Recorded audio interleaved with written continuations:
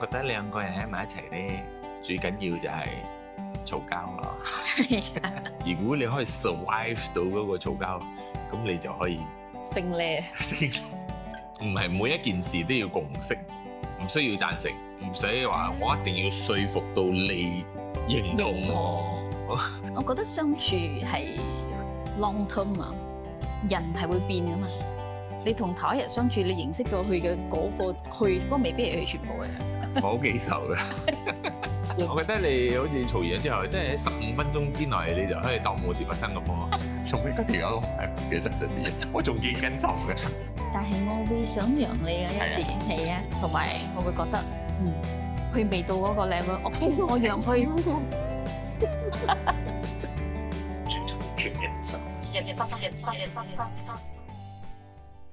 好多時候咧，都有啲觀眾啊，會問我哋。你哋好似好恩愛，哇！你哋好有默契咁樣，所以有啲人咧就問，你哋其實係點樣相處啊咁樣，所以咧我哋就諗到，咁不如我哋就嚟分享下，究竟我哋幾乎24小時喺一齊做工啦，一齊生活啦，仲一齊去旅行啦，即係所以今集咧就分享下我哋嘅相處方式，點解可以一齊生活咁多年？都未碾死對方。我覺得相處之道咧，就係咧，你冇想殺死對方，然後你又冇好鬼死爭氣，嗰段關係就係已經係成功咗嘅。我覺得兩個人喺埋一齊咧，最緊要就係嘈交咯。因為嘈交係必經之路噶嘛。即係我想知道我哋通常會嘈啲咩啦？點解我哋會嘈交啊？嘈交嗰陣時，我哋嘅心態啊、心理啊發生咗咩事啦？然後嘈交之後，你應該點樣收科啦？希望經過呢個討論啊，我哋可以了解多啲，自己了解多啲對方。係，因為有時人哋話相處啊，點樣相處啊？我覺得最重要嘅相處啊，係點樣嘈交，又了解嘈交，點樣有效溝通。一個人嘅關係啊，點樣會增長啊，點樣會 grow， 其實就係通過嘈交。每一次嘈交，如果你可以 survive 到嗰個嘈交，咁你就可以勝利。咁即係咧，其實咧，現實上係冇可能24小時一齊，跟住又冇嘈交，又一直 keep 住好恩愛。So 我哋會嘈啲咩啦？然後點解我哋會嘈交咧？呢個咧就係嘈交嘅原因咧，就係有時咧嚟講，我唔知你講緊咩。你講緊一樣嘢咯，我又有自己嘅諗法。即係我覺得理所當然咁樣，但係你又唔明。你又覺得我唔明啊？其實你想講咩咧？係咪咁嘅意思？係咪咁嘅意思咧？我諗緊嗰陣時咧，突然間無端端反面，我問咗你咁耐，做乜你唔講？其實我覺得我哋嘈交大多數都係小事。點解你嗰度整污糟咗啊？做咩你唔去抹啊？嗰個語氣上，做咩嗰度咁樣嘅？跟住你又開始火滾咯。做咩？你唔抹得嘅咩？但係我唔明嘅就係，好似啲污糟咗啊、抹咗啊，日日都發生噶嘛。做咩有時嘈，有時又唔嘈啊？你覺得冇洗碗啊，整污糟咗一啲地方啊？但係唔係次次都會嘈噶嘛？有時會嘈，有時你又覺得冇嘢，有時因為呢個係累積嘅情緒啊。累積嘅情緒有兩款啦，一款咧就係自己嘅累積情緒。我今日好煩，我今日有好多嘢愛搞，突然間我見到一笪嘢喺嗰處，跟住我就乘機爆發啦。呢個係自己嘅累積情緒爆發，跟住其實咧唔關嗰笪嘢事嘅。係咯，就係唔關嗰笪嘢事嘅。一時係關嗰笪嘢事嘅，因為咧另外一款嘅累積咧就係嗰條友做開一樣咁嘅嘢，同你講咗，我啦，我幫你抹啦，第一次我幫你抹咯，第二次又係咁樣喎，你去抹啊，去抹咗我屋企啦，第三次，又係咁喎，第四次又係咁我同你講咗幾多次啊，就有啲咁樣嘅累積嘅情緒嚟爆發。咁點樣解決呢個問題咧？咁嗰件事究竟係有問題啊，定係冇問題啊？嗰件事其實嗰件事咧，依然都係一樣。我覺得有問題，你覺得冇問題嘅嘢，都係一啲生活上啲細微嘅嘢，解決唔到嘅問題啦。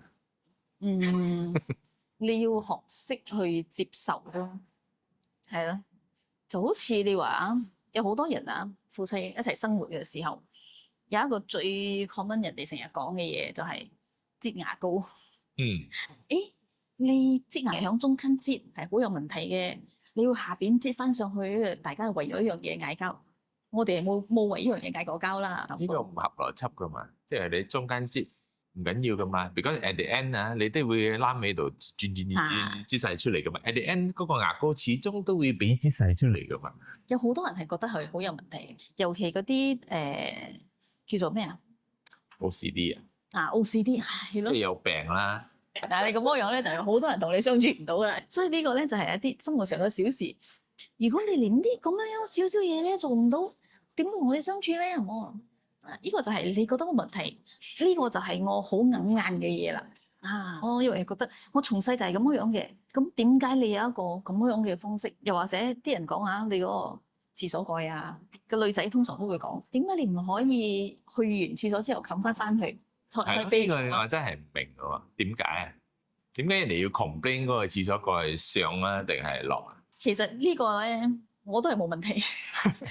如果嗰個廁所蓋上嘅話，咁啱我要屙尿，咪好咯。如果我媽要屙屎，我見你上咗，我咪拉翻落嚟咯，係咪？有咩問題咧？你係啱嘅話，咪即刻用；唔啱嘅話，咪嗌都拉上或者拉落咯。其實最衰嘅就係，如果男仔啊，如果你屙尿，然後你冇拉個廁所蓋，然後你屙到係嗰個，周圍都係，嗰個係最衰噶嘛。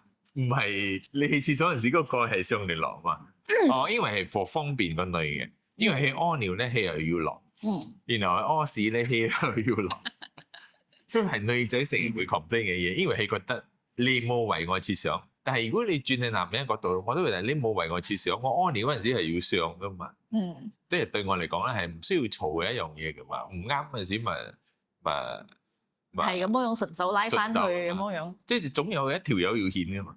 我都會喺度諗，點解人哋成日喺度嘈呢樣嘢咧？default 嘅應該嘅 mood 嘅咩冇啊嘛？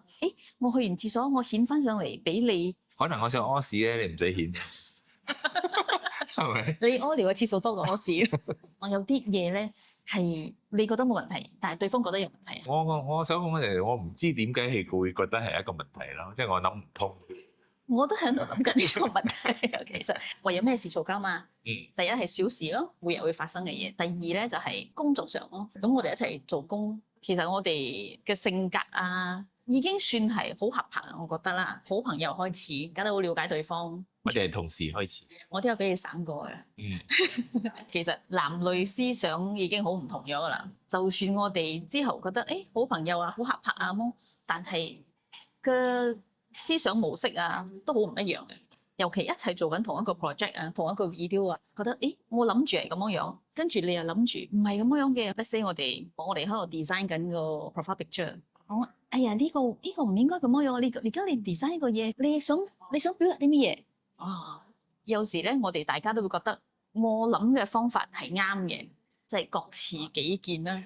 呢個咧係其中一個嘈交嘅原因啦。我有我嘅諗法，你又有你嘅諗法，大家都想將自己嘅諗法講出嚟，大家都想說服對方。咁點樣化解咧？你講啊！我嘅方法好簡單嘅啫，你講晒你嘅意見啦，我講晒我嘅意見，然後嗰壇嘢邊個話事嘅喎，邊個做 final 嘅意見咯。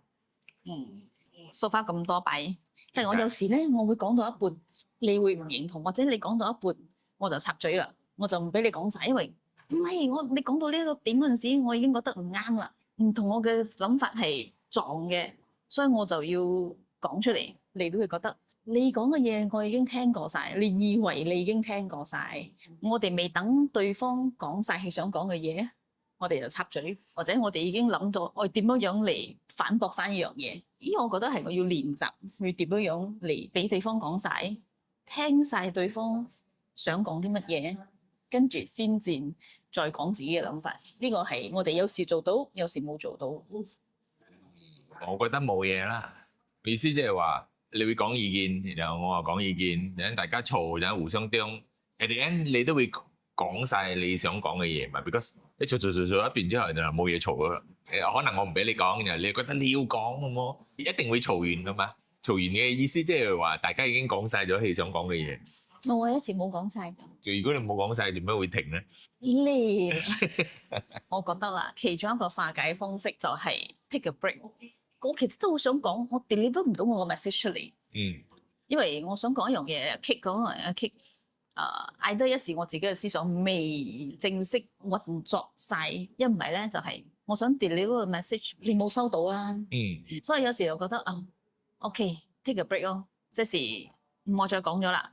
咁redirect 個 attention 去做其他嘢啦，或者去轉下話題啦。所以呢個話題就放低啦，因為有時我會覺得，就好似你睇一本書，呢個時候睇，你睇到可能你冇咩感觸，到可能隔幾年你再睇翻一本書，你會睇到，原來係咁樣嘅意思。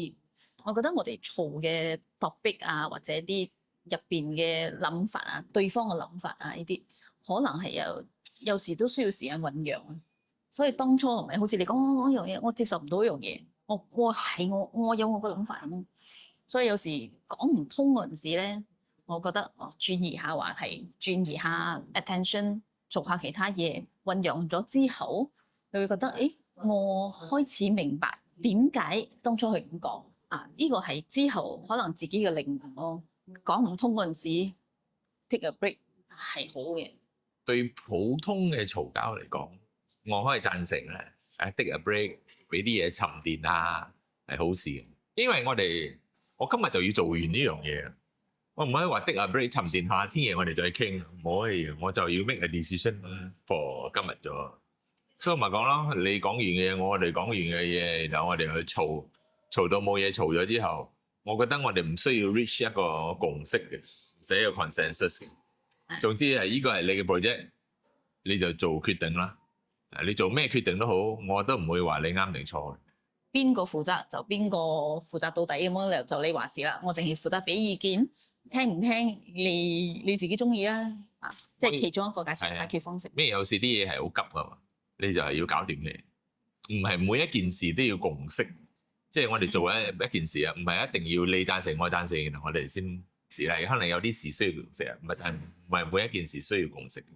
唔需要贊成，只要大家俾出意見咗，唔使話我一定要說服到你認同我，然後我哋先去做嗰樣嘢。我覺得係有時係唔需要啦。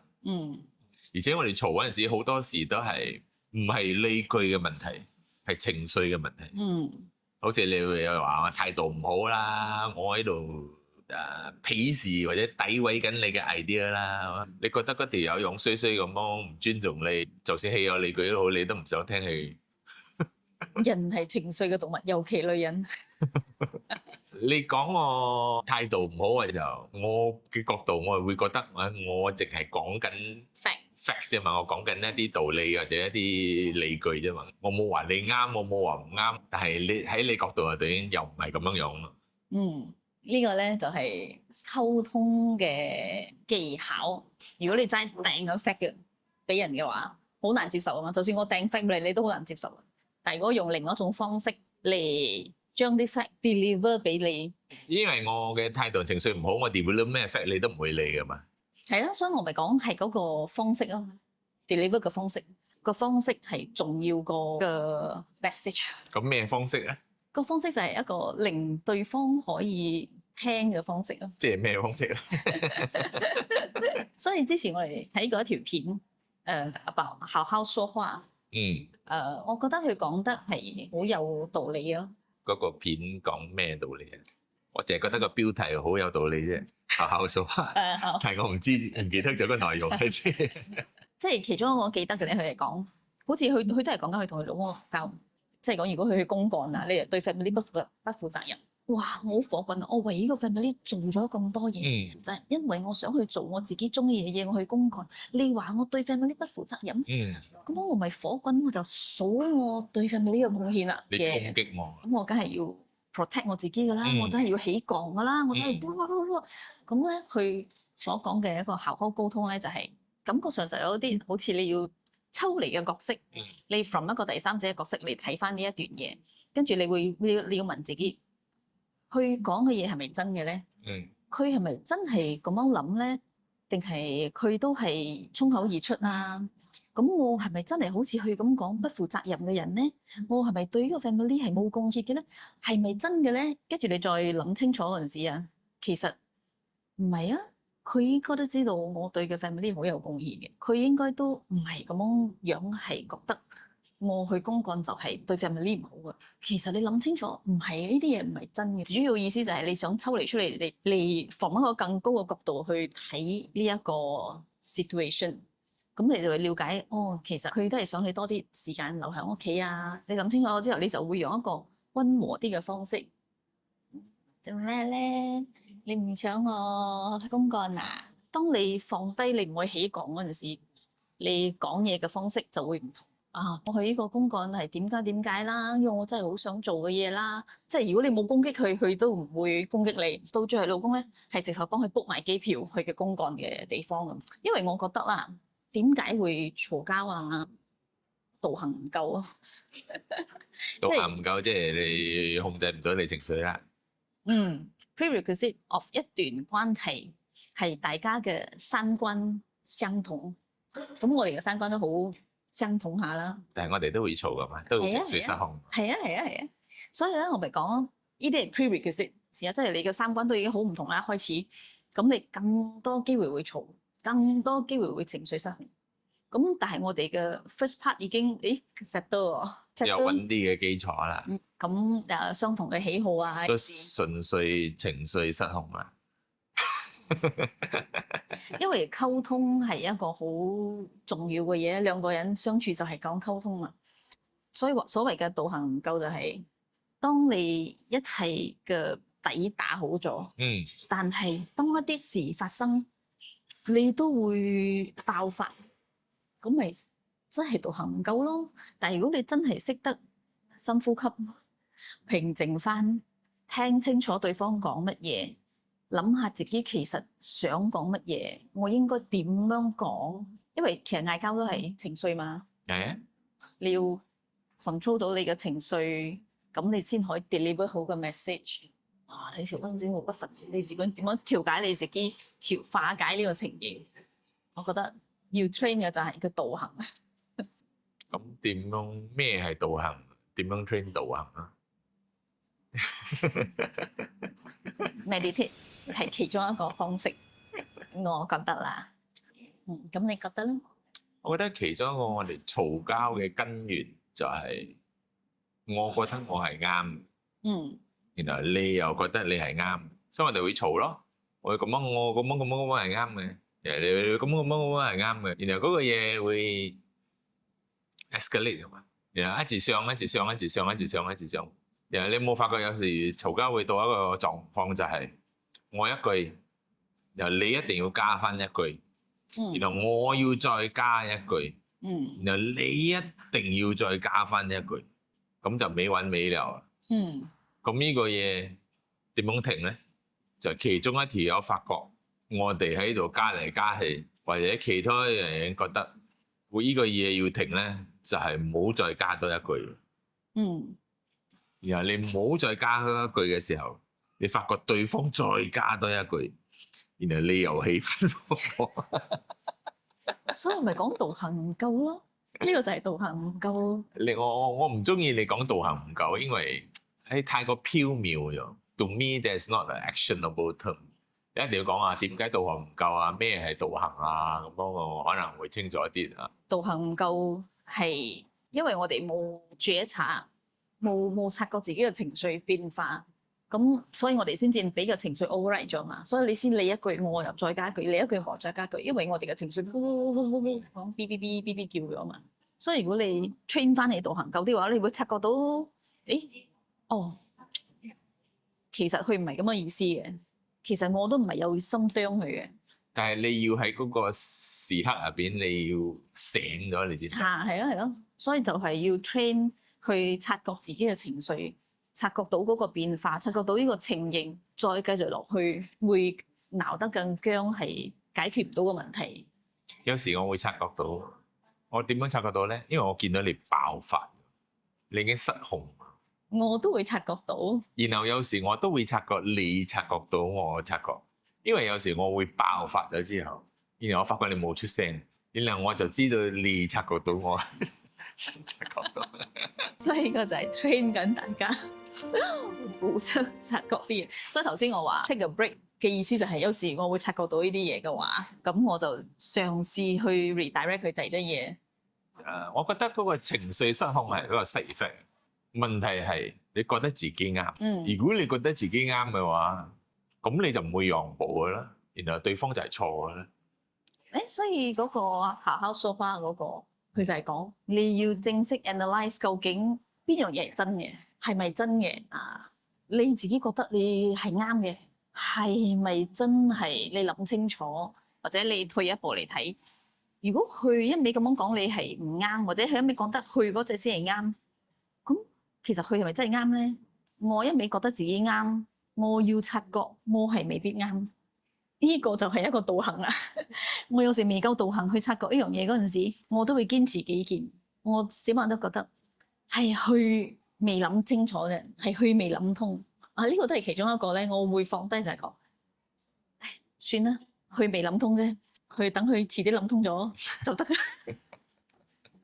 呢個係其中一個我說服我自己去放低嘅方法。另一個角度，我覺得就算我覺得自己啱，都唔代表對方錯啊。因為你都可能都啱，然後我都啱，所以兩個就會拗嚟㗎。係啊，所以呢個唔係你死我活，唔係你啱就係我錯嘅情形啦。因為你嘅 default 感覺就係我啱嗰陣時，你梗係錯啦。It's the belief system 啦。如果因為一開始嗰陣時你拗就因為你覺得係啱，如果越拗啊，你越覺得你越啱嘅話，咁你就唔會停。你有冇發覺到有時你嘈嗰陣時，你唔發覺自己喺度嘈嘅，然後 in between 嗰陣時，你 realise 你喺度嘈。In order to settle argument，你唯一可以做嘅就係收聲。因為收聲嘅就唔會嘈。咁你希望到時對方唔好再加多一句。呢個就係要靠智慧咯。幾時要收聲？我覺得唔係智慧啦，係你突然間你發覺到咯。覺察咯。係一個覺察啦，不過唔係一個智慧。如果我有智慧嘅話，我就好似你咁樣，你頭先講嘅咩啊？導行啊，我就導行高啦，就一開始我就已經把握咗成個 conversation， 係未開始 escalate 嗰陣時，我已經開始撳低咗佢。呢個就係淨係高人 wisdom。我哋呢啲唔係噶嘛，我哋係呢啲in between 嗰陣時，我哋 realize。in between realize 都係一個導行嚟㗎，我覺得啦，即係導行有好多 level 噶嘛，呢個都係其中一個。你點樣響你嘈緊嗰陣時，你點樣察覺自己嘅情緒已經飆高咗？點樣察覺？我再踩落去，對方都會飆到好犀利。你要察覺呢啲嘢，你先識divert去另外一個方向。所以呢個都係一個導行嚟嘅。如果冇察覺嘅話，你就總之我一定要講贏你嗰種，就會搞到好大件事啊！仲有一樣嘢，我哋成日會嘈嘅就係你要我去做一啲我唔想做嘅嘢，好似個廁所有啲壞壞地，我又覺得我整氣好煩，然後 I can live with it， 然後我就唔想去整啦。但係你又講唔得，一定要整嗰樣嘢，我好唔想做啊！以前傻傻地咁樣，你嘈咗幾拜咁樣，我就走去整咯，然後又整彎咗定係咩啦？所以而家我嘅方式就係你去整啦，做咩要我整？就好似揸車咁樣，雖然我哋兩個都冇乜中意揸車。但係你仲驚揸車，所以係一個你唔想做嘅嘢，即係所以我買揸車咯，所以我就唔會逼到你去做你唔想做嘅嘢咯。咁嘅意思即係叫我唔會再逼你。我哋唔覺意咁樣逼咗佢對方去做一啲佢唔想做嘅嘢，但係你唔知道呢個嘢係佢唔想做嘅，或者你唔知道呢樣嘢對佢嘅困擾係比較大啲嘅。我意思就係想要減少嘈交，有時你就要知道對方嘅弱點。有啲嘢係唔想做，或者唔願意做，或者做嗰樣嘢心理上係有啲障礙嘅。然後你就冇逼去做嗰樣嘢。Even though你好想識得嗰樣嘢，你要俾對方知道你有幾唔願意做嗰樣嘢，而唔係講你咁叻你做啦，或者呢種猛整嘅方式。做咩叫你都唔聽啊？我會同你講，我唔想做嗰樣嘢。你要有技巧咁講咯。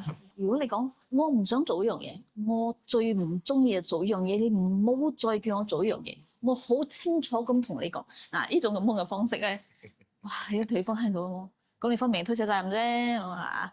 你咁笨咧，你又唔做，呢種咁嘅方式咧，就會俾人覺得你係喺度推卸緊責任啦，或者你係一種發泄啦呢種咁樣。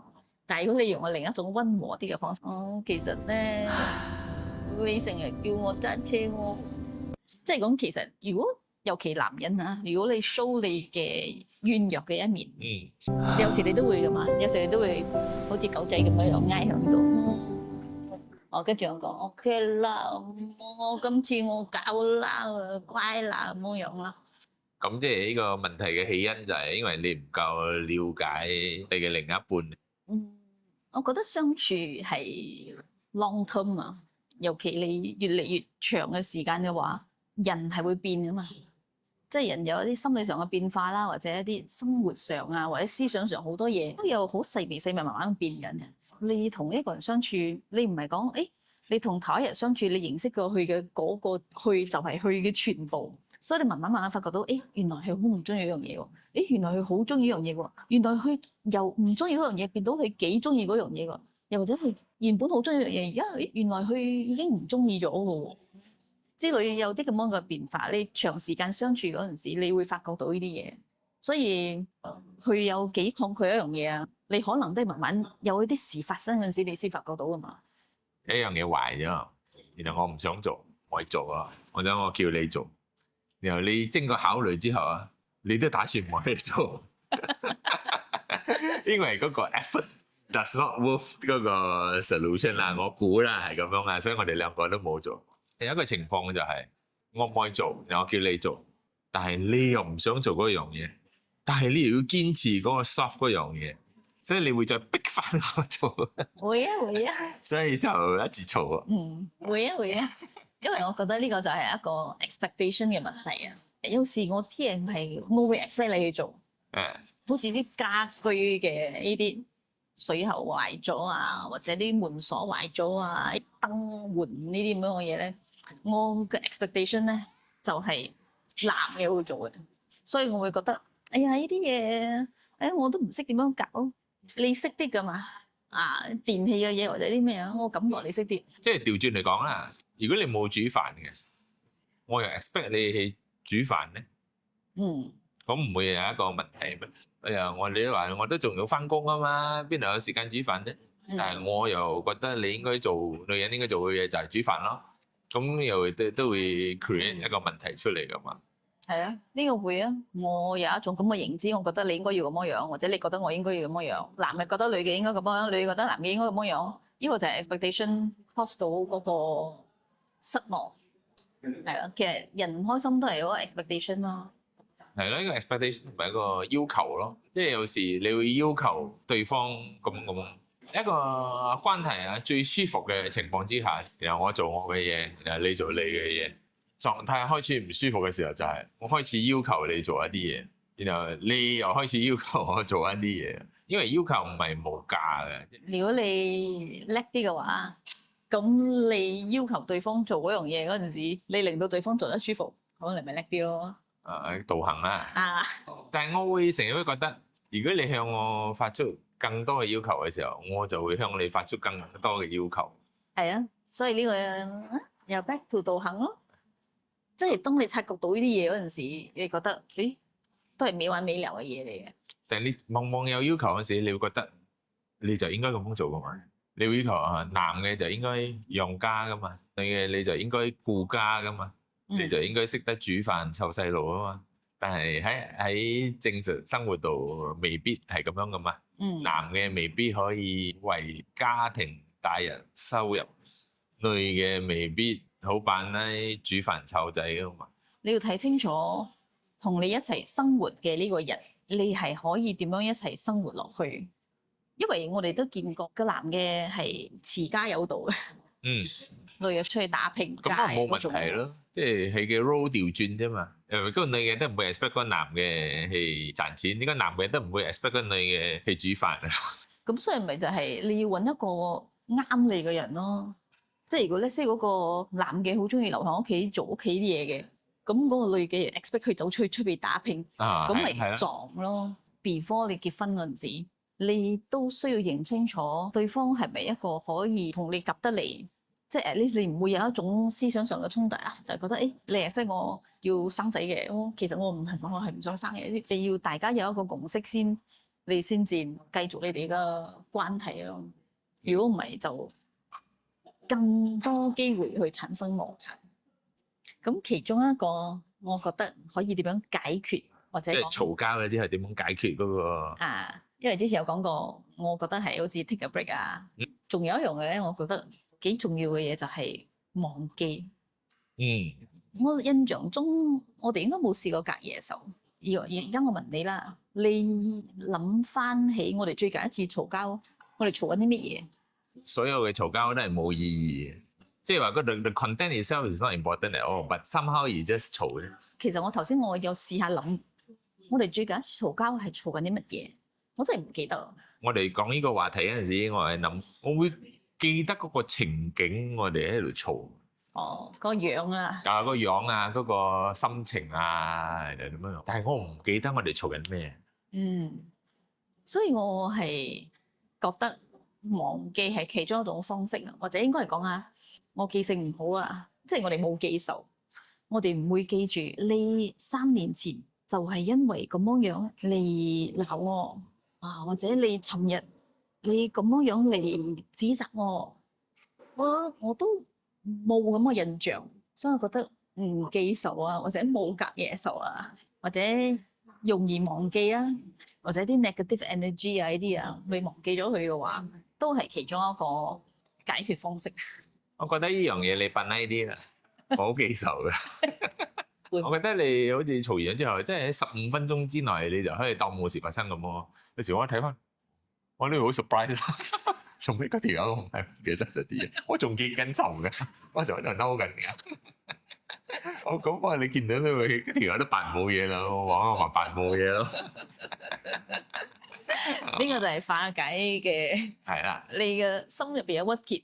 如果你仲係因為甩嗰陣時，咁你就真係放唔低啦。我都要翻舊帳嘅，不過我翻舊帳唔係翻嗰件事，係翻你講我嘅嘢。你成日話你態度唔好啦，我成日同你嘈交之後，我又攞翻呢句話，你喺度講我態度唔好咯。我有下次會講你道行唔夠咯。